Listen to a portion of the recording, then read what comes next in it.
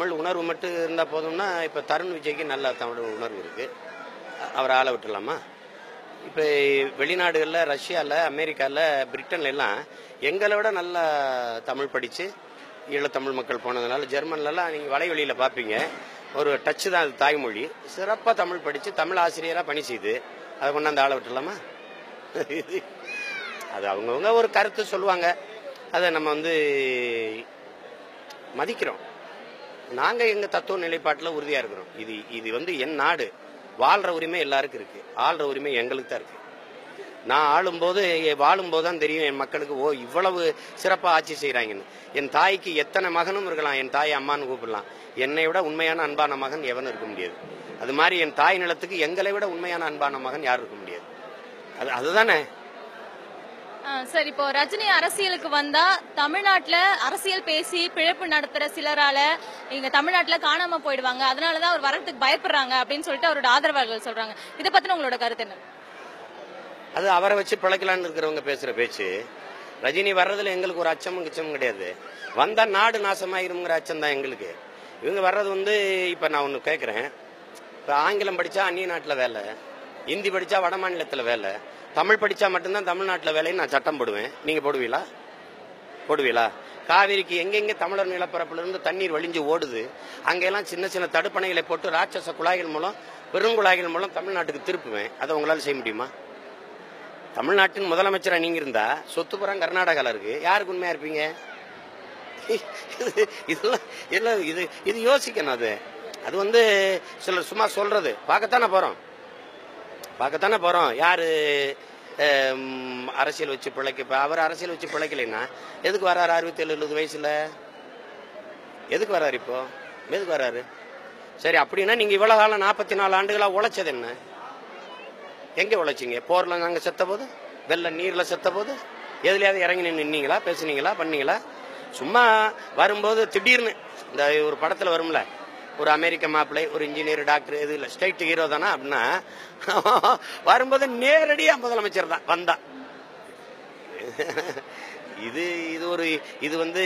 இந்த மாதிரி கேள்விகள், இந்த மாதிரி கருத்து, இந்த மாதிரி இந்த மானங்கட்ட என் மண்ணில் தான் அதெல்லாம் நடக்கும்.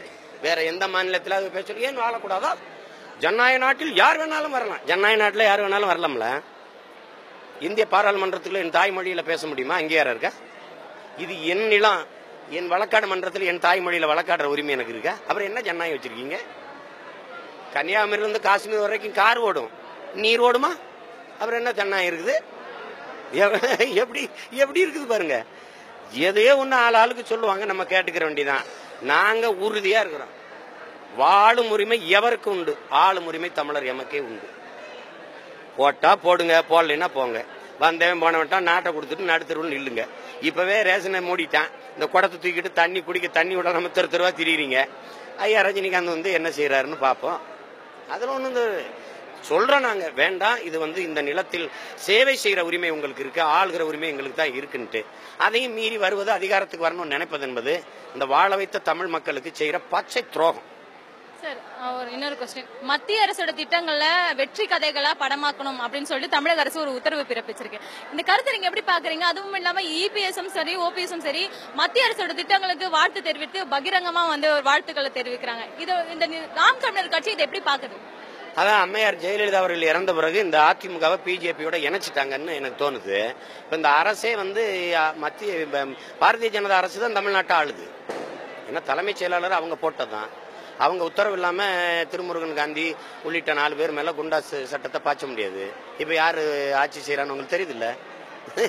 இது என்ன குண்டா சட்டம் போடுற அளவுக்கு பெரிய கொலை குற்றமா? பெரிய கொடும் குற்றத்தை பண்ணிட்டாங்களா? அவங்க அதிகாரத்தில் இருக்கிறாங்க, எல்லாரு மேலையும் வழக்கு இருக்குது. அந்த அச்சத்துல அவங்க என்ன சொல்றாங்களோ கேட்டுக்கிட்டு ஆடுறாங்க.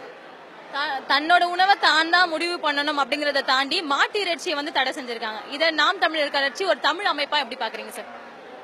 தமிழ் அமைப்பு கிடையாது. நாங்க ஒரு தேசிய இனத்தின் விடுதலைக்கான அரசியல் புரட்சியாளர்கள். நாங்க அப்படி உணவை என் உணவை நீங்க தீர்மானிக்க முடியாது, என் உடையை நீங்க தீர்மானிக்க முடியாது. அது வாழ்விடம் தான் தீர்மானிக்கும். நான் மாட்டுக்கறி தின்பேன், மாட்டுக்கறி திங்கிற விழா நடத்த போறோம். அதெல்லாம் மற்றவங்க என் வாய்க்குல எடுக்கிற உரிமை உங்களுக்கு இல்ல. உங்களுக்கு வேணாமா? நீங்க சாப்பிடாம இருங்க, எங்களுக்கு கறி விலை குறையும். அதுல அதுல அதுல ஒரு பிரச்சனை இல்லை. நீ மாட்டுக்கறி திங்க வேணாம்னா இப்ப சோறு இல்லாம நான் செத்த போது நிக்கிறேன், பல கோடி மக்கள் பட்டினியா கிடக்கிறேன், இப்ப சோறு போடு. காவிரியில் தண்ணி வராத போது கடும் வறட்சியில பஞ்சத்துல பாம்பு கறி எலிக்கறி நண்டு நத்தெல்லாம் தின்னம்ல, அப்ப எங்க போய் பல்ல கட்டிக்கிட்டு நீங்க எல்லாரும்? மாட்டுக்கறி சாப்பிடுவேன், பாம்பு கறி சாப்பிடுவேன், பன்னிக்கறி சாப்பிடுவேன், என்ன கறியும் தின்பேன், எலிய தின்பேன், எதையும் தின்பேன். உனக்கு என்னங்கிறேன்? இதுக்கெல்லாம சட்டம், இதுக்கெல்லாம நீங்க சந்தையில கறிக்கின்னு மாட்டை விற்க கூடாது. அது எப்படி கறிக்கின்னு மாடு விற்கிறது? எப்படி தெரியும்? எப்படி தெரியும் கறிக்கின்ட்டு? பைத்தியக்காரங்கிட்ட நாட்டை கொடுத்துட்டு நாங்க பைத்தியக்காரங்களா அவங்க பைத்தியக்காரன்னு தெரியாத குழப்பம் வருது.